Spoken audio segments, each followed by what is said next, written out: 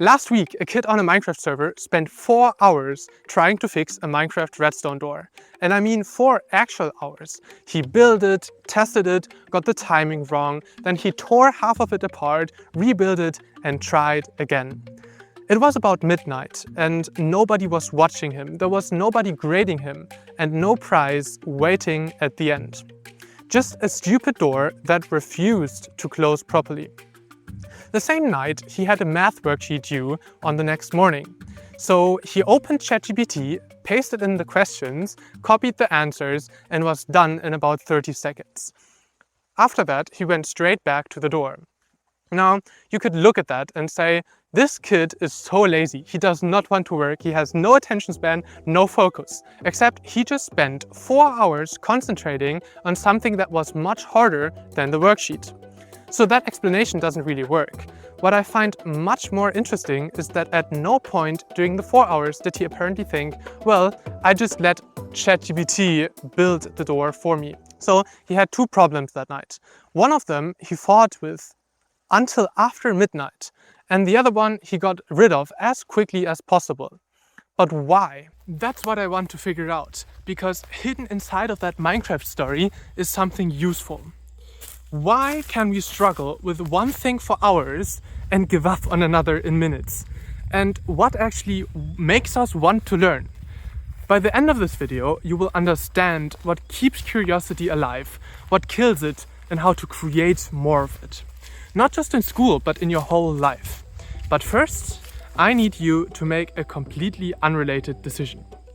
Which country has more islands, Sweden or Indonesia? Don't Google it, just choose. Sweden? Indonesia? Got one? Good. I'm not going to tell you yet. I might tell you at the end. This is annoying, right? Because now you actually want to know. Not desperately. You're probably not going to lose sleep over Swedish islands, but there's a tiny unfinished question sitting in your head. And think about what happens when you write an exam. And the moment you walk out, there are usually questions you want answered. Was the answer of number 6b? Did I misunderstand that last question? Was my calculation right? Right then, after handing in the exam, you care. And then the teacher takes the exam away, and 2 weeks later, you get it back. What's the first thing you look at? Usually not number 6. The first thing you look at is the grade. Because the moment when you really wanted the answer has passed. Imagine if Minecraft worked like that. You jump over lava on Monday, and then 2 weeks later receive an email. Regarding your jump on September 14th, unfortunately you have died. Very helpful, thanks. I had completely forgotten that I was jumping. So a game answers you while you still care about the question, about the action. School often doesn't. So maybe that's our first clue.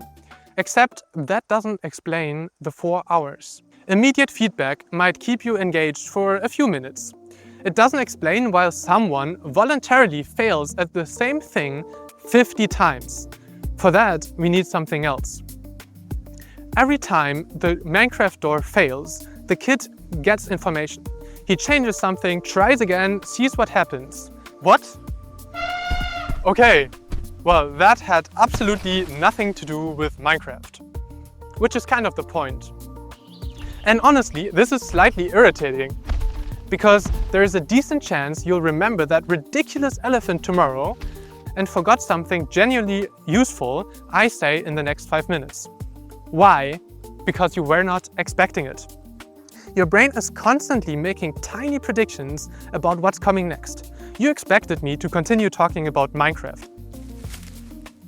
You did not expect that. So when reality suddenly disagrees with what you expected, your attention snaps towards the difference. So this is why plot twists work. It's why a joke isn't funny when you already know the punchline.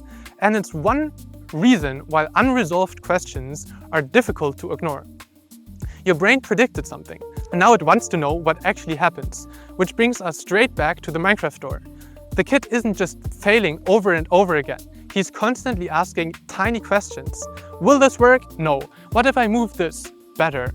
What if I change the timing? Almost. And this almost is incredibly powerful.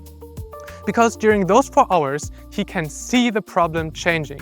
First piston works, then the timing improves, then half the door closes, then almost the whole thing works, then it breaks again, but afterwards it works better. So he can feel himself getting closer.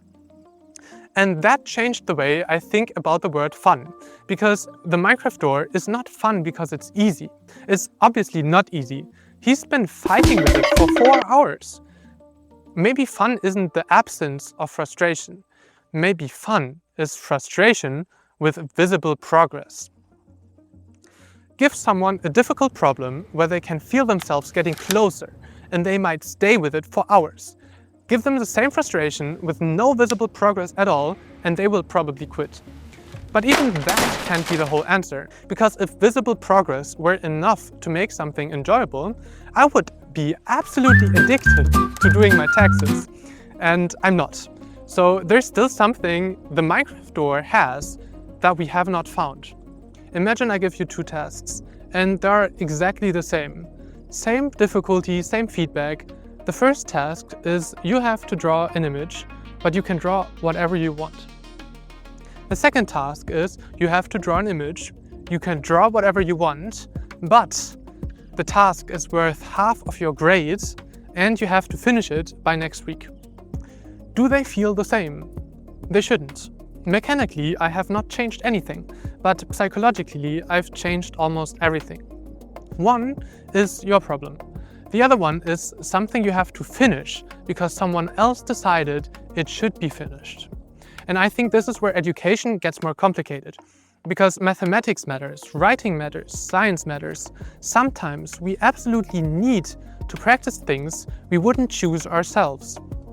But the reason for learning something can be so far removed from today's exercise that the student never experiences the reason. They experience a teacher saying, do page 47. Why? Because it's on the test. So maybe the problem isn't that the work has no purpose. Maybe we've separated the work so far from its purpose that the learner cannot see the purpose anymore. And when the purpose disappears, something else starts replacing it. The score. So let's imagine it's 11:57 p.m. at night and you're already in bed, you're tired, then you remember Duolingo, you have a streak of 247 days, and in 3 minutes, 247 becomes 0. So you grab your phone and you start doing the easiest Spanish lesson you can find. La mujer come pan. Dudum, correct. So yes, the woman eats bread, fantastic. But you've saved your streak and now you have a streak of 248 days. You're saved. Now be honest. At 11:57 p.m. did you suddenly think, you know what I desperately want right now? I want to improve my Spanish. Or were you thinking, well, there's absolutely no way I'm letting my 247 streak become 0 because I forgot to translate the woman eats bread. Those are not quite the same motivation. And I'm not criticizing Duolingo. The interesting thing here is us. Give humans a scoreboard and we become remarkably good at optimizing the scoreboard. We wanted to learn Spanish, but at 11:57 p.m. we were protecting the streak. When a measure becomes a target, it ceases to be a good measure. And once you notice that, school starts looking slightly different. We wanted learning, so we created the grades to measure it. And then the grades became important and students become extremely good at optimizing grades, which finally brings us back to those 2 problems. The kid wasn't being asked whether he cared about the worksheet. The system wanted a completed worksheet. That's the thing that was being measured. And then ChatGPT came along and could produce the same thing in 34 seconds on a better level. So of course he used it, which is why I think the question, how do we stop students using ChatGPT, is less interesting than it sounds. Imagine we succeed. We build the perfect AI detector. We lock the phones away. We force every student to produce the worksheet manually again. Have we made the work more meaningful? Have we made the students more curious? Have they learned more? Or have we simply made it harder to escape? AI did not create this problem. It exposed what we were already rewarding. If the artifact is what counts, people optimize the artifact. That's exactly what we taught them to do. So instead of building a better police system around the old assignments, maybe we need to change what counts. Suppose a student uses AI to produce a brilliant essay. Fine. Now sit down with her. Why did you choose this argument? What is the strongest argument against it? Which source changed your mind? What part are you least confident about? What evidence would make you change your position? Explain your idea to a 12-year-old. Now, the 12-year-old asks something you did not prepare for. What happens? Suddenly, I'm much less interested in whether AI helped write the document. I want to know whether there's a capable human behind it. Because here's something that's going to become increasingly strange. AI can give me 10 ideas to improve education. Great! Which ones should we actually do? Which one sounds clever but won't work? What are the trade-offs? Who gets hurt by the decision? What are we not seeing? And who takes responsibility when we are wrong? AI can produce options astonishingly quickly, but somebody still has to decide which option to choose. For most of history, answers were expensive. Now they're becoming cheap. And when something becomes cheap, value shifts somewhere else. When answers become cheap, judgment becomes valuable. But there's another problem. AI can answer almost any question you put into the box. It can't make you curious about something you do not even know exists.